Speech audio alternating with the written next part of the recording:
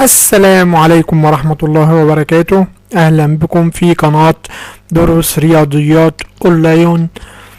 معكم مستر محمد صلاح. هنشرح النهاردة يا جماعة درس جديد ووحدة جديدة من منهج رياضيات أولى إعدادي ترم تاني، وهو الضرب المتكرر. درس النهاردة يا طلاب الضرب المتكرر في نور. اول حاجة بس ما تنساش تعمل اشتراك للقناة وفعل زر الجرس لكي يصل اليك باقي الدروس وباقي كل ما هو جديد، واعمل اعجاب وفعل زر الجرس، وما تنساش تصلي على حبيبك النبي. ويلا نبدأ بداية الحصة. بسم الله الرحمن الرحيم. هناخد النهاردة الضرب المتكرر في نون يا جماعة. الضرب المتكرر في نون. هنشتغل من كتاب المعاصر. اللي عايزه برضه هسيبهوله في الكومنت، ويشترك في الجروب بتاعنا على الفيسبوك. ضرب المتكرر في نون في نون. انا بكتب بايدي اهوت عشان بس كل حاجة تبقى خطوة بخطوة. هناخد هنا مثلا خدنا تمهيد كده 2 أس 2. 2 أس ايه؟ 2 دي كنا بنسميها ايه؟ بنسميها الاساس. شاطر. واللي يقص اللي فوق ده كنا بنسميه اس. 2 أس 2 يعني معناها الاتنين ضربت في نفسها مرتين، يبقى 2 في 2 ب4. تمام. هسه هنا هناخد الدرس ضرب المتكرر في نون. ضرب المتكرر في ايه؟ في نون. خدت قبل كده مثلا 2 أس 3. 2 أس 3 مثلا 2 أس 3 معايا.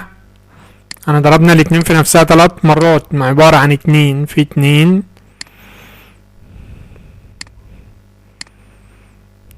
2 بيساوي 8.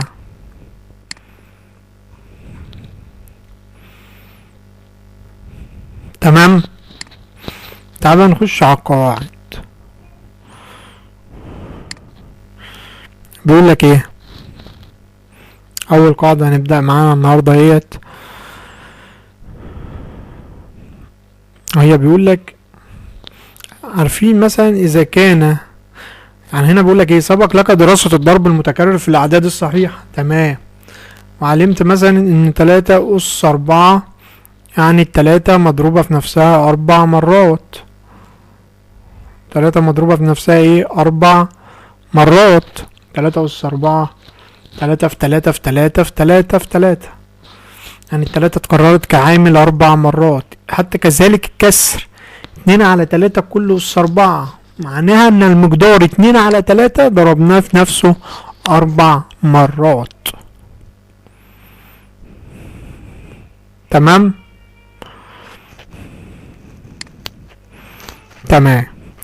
هنا بقى تعالى ناخد قاعدة هنا بتقول إذا كان ألف على ب عددا نسبيا ونون عددا صحيحا موجبا، فإن ألف على ب السنون بيساوي ألف على ب في ألف على ب في ألف على ب إلى آخره، حيث ألف على ب مكرر كعامل نون من المرات.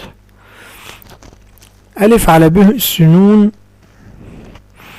بسمي ألف على ب المقدار ده ألف على ب السنون أو القوة النونية للعدد ألف على ب. أي أن ألف على ب السنون ديت عبارة عن إيه؟ ألف على ب السنون ده عبارة عن إيه يا طالب يا شاطر؟ ألف على ب الكل السنون ديت خدتها قبل كده، بس يمكن تكون خدتها حد شرحها لك، أو في ناس برضو ما قالتهاش. ألف ده عبارة عن ألف السنون على ب السنون، اللي هو أنا بوزع الأس على البسط والمقام. تمام. يعني مثلا مثال زي ايه؟ هناخد مثال 2/5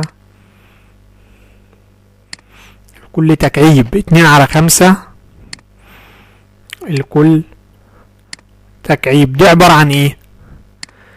2 أس 3 على 5 أس 3. 2 أس 3 بكام؟ ب8. شاطر. 5 أس 3 5 في 5 في 5 ب125.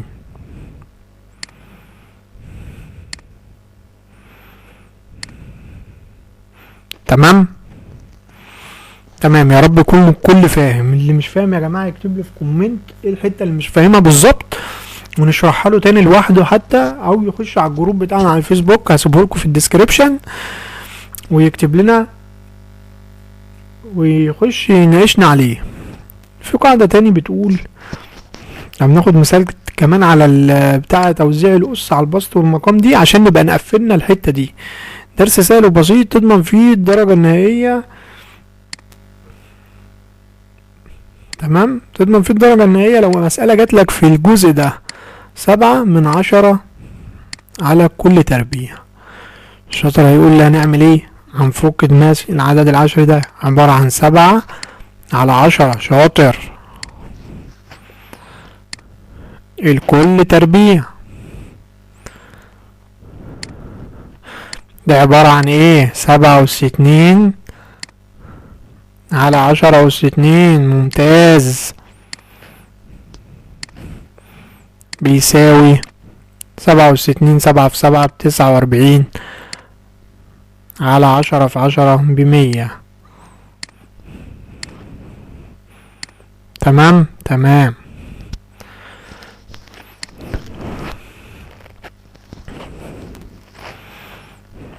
طب عندنا قاعدة كمان بتقول ايه يا جماعة؟ إذا كان ألف عددا نسبيا وميم عددا صحيحا موجبا، وميم ايه؟ عددا صحيحا موجبا، فإن سالب ألف أس ميم بيساوي ألف أس ميم عندما تكون ميم عددا زوجيا. فمثلا سالب نص كل أس 4. تعال سالب نص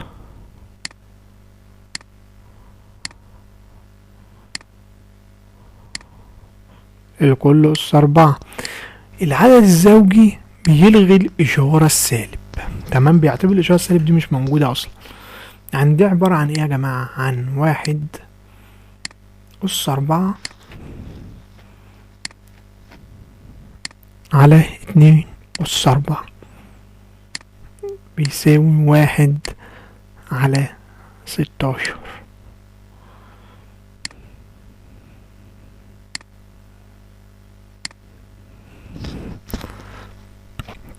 تمام. إذا كان سالب ألف أس ميم بقى بيساوي سالب في ألف أس ميم، ده عندما تكون ميم ايه؟ عددا فرديا. شاطر. يعني الأس الفردي يا طلاب بيحافظ على الإشارة السالب. خليك شاطر كده.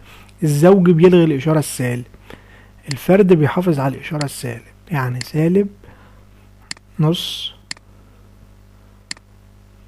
الكل تكعيب دي بيساوي ايه؟ سالب. اطلع الاشاره السالب بره، ودي زي ما هو نص الكل تكعيب. تمام. ممتاز. سالب 1/8. 1 تكعيب على 2 تكعيب. تمام. 1 تكعيب ب1 اللي هو 1. 2 تكعيب اللي هي ب8. تمام. تمام.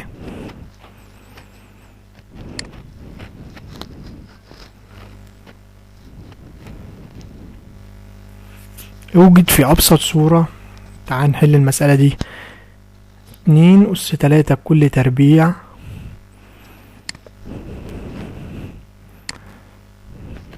يوجد في أبسط صورة 2 أس 3 الكل تربيع في 9/4. حل معايا يلا. شاطر. حل ازاي؟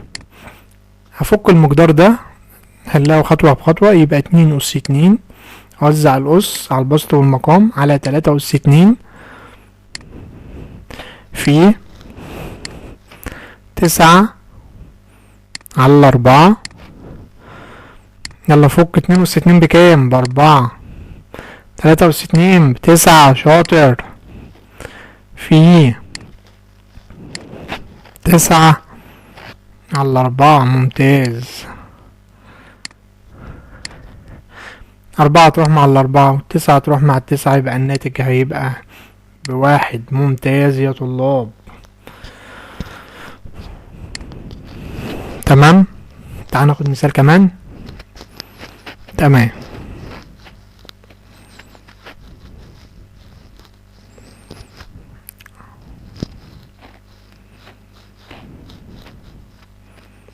ناخد مثال كمان عشان برضو نقفل الحتة دي.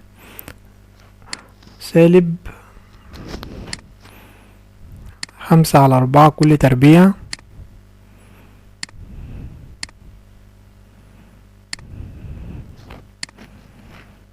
في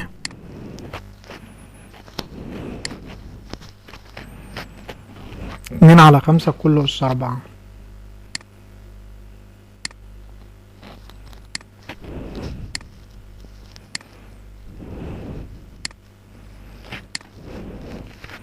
شاطر. الأس الزوجي هيلغي الإشارة السالب، يبقى دي عبارة عن 5/4 كل تربيع. هنشيل الإشارة السالب بقى في 2/5 لكل أس 4.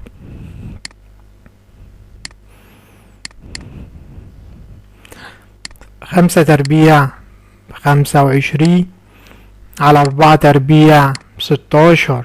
ممتاز. في 2 أس 4 ب16. 5 أس 4 ب625. ممتاز. هات على الآلة الحاسبة لو مش هتعرف تعملها. 16 هتروح مع 16، هيتبقالي 25/625. هنقسم مع 25 في ال1. 25 في 25 ب625. هيبقى الناتج النهائي ب1/25. ب1 على كام يا جماعة؟ 25. تمام. فاهمين لحد دلوقتي؟ درس سهل وبسيط، ودرس تضمن درجته وتقفلها ان شاء الله. يعني اي مسألة تجيلك في الجزء ده اضمن الدرجة النهائية فيه.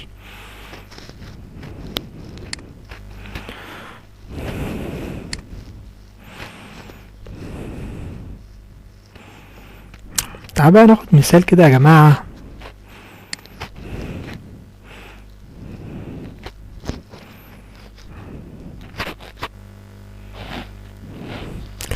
-4/5 الكل تكعيب. -4/5 الكل تكعيب. لسه واخدين مثال زيها دلوقتي. ونطلع الإشارة السالب برا وانزل الكسر زي ما هو. 4/5 الكل تكعيب، بيبقى بيساوي -4 أس 3 اللي هي ب64. ممتاز. على 5 أس 3 ب125. شطار. ناخد مثال كمان.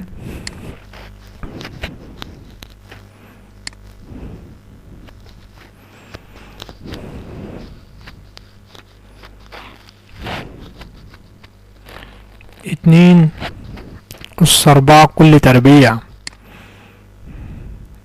2 في كسر 1/4 الكل تربيع. الشاطر هيقول هنعمل ايه؟ شاطر. هنفك الكسر الأول. 2 في 4 ب8 زائد 1 9. عشان اجيب البسط المقام بينزل زي ما هو، يبقى 9/4 كل تربيع. تمام. تعالى تاني نقولها جت ازاي. عشان افك الكسر ده بضرب الاتنين في 4 بكام؟ ب8، وبجمع عليها الواحد 9/4 كل تربيع. بفك بقى 9 أس 2 ب81. ممتاز. على 4 أس 2 ب16. ممتاز. في بقى قاعدة بتقول يا جماعة، خدنا حاجة كده قبل كده لو تفتكر، أي حاجة أس صفر بواحد، أي حاجة أس صفر بإيه؟ بواحد. يعني بقى مثلا ألف على ب أس صفر بيساوي الواحد، حيث ألف لا تساوي صفر، حيث ألف لا تساوي الصفر. ممتاز. 5 أس صفر بكام يا أحمد؟ بواحد. 5 أس صفر بواحد. 6 أس صفر بواحد. 2/3 أس صفر بواحد. 1 أس صفر بواحد. أي حاجة أس صفر بواحد. تمام. يا رب يكون الكل فاهم كده. طب تعالى ناخد مثال كده. بيقولك اوجد في أبسط صورة 2 س الكل تربيع في 1/س. ده هنفكها ازاي؟ هفك المقدار الأول. 2 س الكل تربيع ده لوحده، ده عبارة عن ايه يا جماعة؟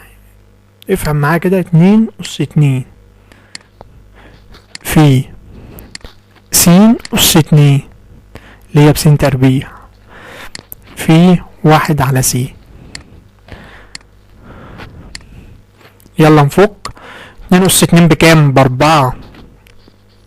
س تربيع هي س ربعتها بقت س تربيع في 1/س. السين هتروح مع التربيع، هيتبقى لي 4 س في 1 ب4 س. ممتاز. شاطر. تمام.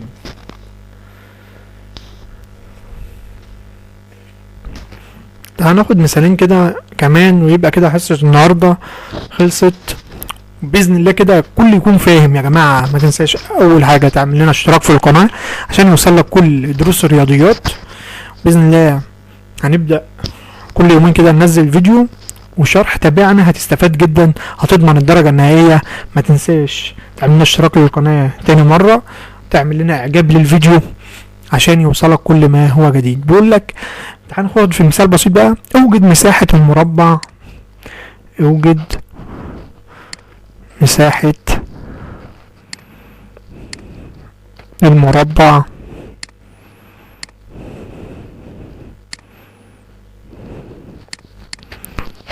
الذي طول ضلعه 2 س لام يا جماعة بتساوي 2 س على 5. 2 س على كام؟ على 5. احنا عارفين مساحة المربع بيساوي ايه؟ المساحة بتساوي طول الضلع في نفسه، يعني لام تربيع لام في لام بيساوي لام تربيع. اهو احنا عندنا المربع اهو طول ضلعه ب2 س على 5. دي طول ضلعه، يبقى لام في لام بلام تربيع، يبقى 2 س على 5 الكل تربيع، يعني 2 س على 5 في 2 س على 5. هربع 2 س تربيع دي لسه مربعنا دلوقتي. 2 في 2 ب4 س في س بس تربيع، يبقى 4 س تربيع على 5 تربيع اللي هي 5 في 5 ب25. الشاطر هيقول ايه؟ ما ننساش ايه؟ المساحة بنرمز لها بالرمز ايه؟ سنتي متر مربع. سنتيمتر ايه؟ مربع. تمام. تمام. هنبقى ناخد اخر مثال. فاهمين يا جماعة؟ يا رب يكون الكل فاهم ومبسوط معانا.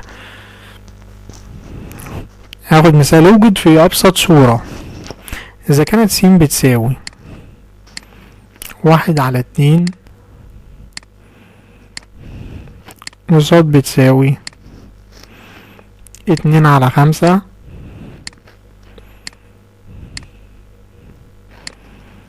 وع بتساوي -1/3. عايزين س تربيع في ص تربيع في ع تربيع.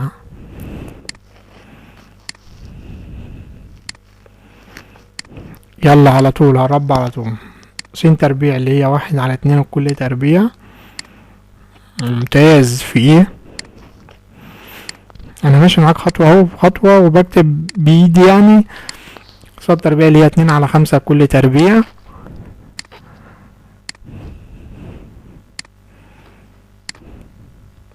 في -1/3 الكل تربيع. يلا نفك. 1/2 ب1 على 2/2 ب4. ممتاز. في 2/2 ب4. ممتاز. على 5/2 ممتاز ب25. في شاطر. الأس الزوجي بيلغي الإشارة السالب، يعني السالب ده اعتبره مش موجود. 1/2 ب1 على 3/2 ب9. ممتاز. يلا نضرب بسط في بسط. 1/4 ب4 في 1 ب4 على المقام. 4 في 25 ب100. 100 في 9 ب900. ممتاز. طب يا جماعة تركة بسيطة كده.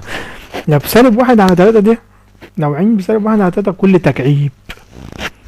ممتاز. أس الفردي هيحافظ على الإشارة السالب، يبقى الناتج في الآخر هيطلع بالسالب. لما ربع ال3 هتبقى 27 والواحد هيبقى هو 1 والفرق بس هضرب المقام هيبقى الناتج هو اللي هيتغير. تمام. يعني بدل ال9 دي هتبقى 27 والواحد ده هيبقى -1 والناتج في الآخر هيطلع بالسالب. وكده تكون حصة النهاردة انتهت. أول درس وهو درس الضرب المتكرر في نون. مراجعة بسيطة كده على الحصة عشان بس هتكون. بص، الأس الزوجي بيلغي الإشارة السالب. الأس الفردي بيحافظ على الإشارة السالب. أي حاجة أس صفر ب1 بحيث إن الألف لا تساوي الصفر لو ألف على ب بتساوي، لو ألف على ب أس صفر. تمام. حيث إن الألف لا تساوي الصفر. أي حاجة أس صفر ب1. وأخيرا ما تنساش تدعمنا بلايك وعمل اشتراك للقناة. كان معكم مستر محمد صلاح حافظ يحيى. ما تنساش تصلي على حبيبك النبي وتختم بالصلاة على الحبيب. استنونا في درس جديد من درس رياضيات أولى إعدادي ترم تاني. ما تنساش آخر مرة اعمل اشتراك للقناة. والسلام عليكم ورحمة الله وبركاته. نشوفكم في فيديو جديد. مع السلامة.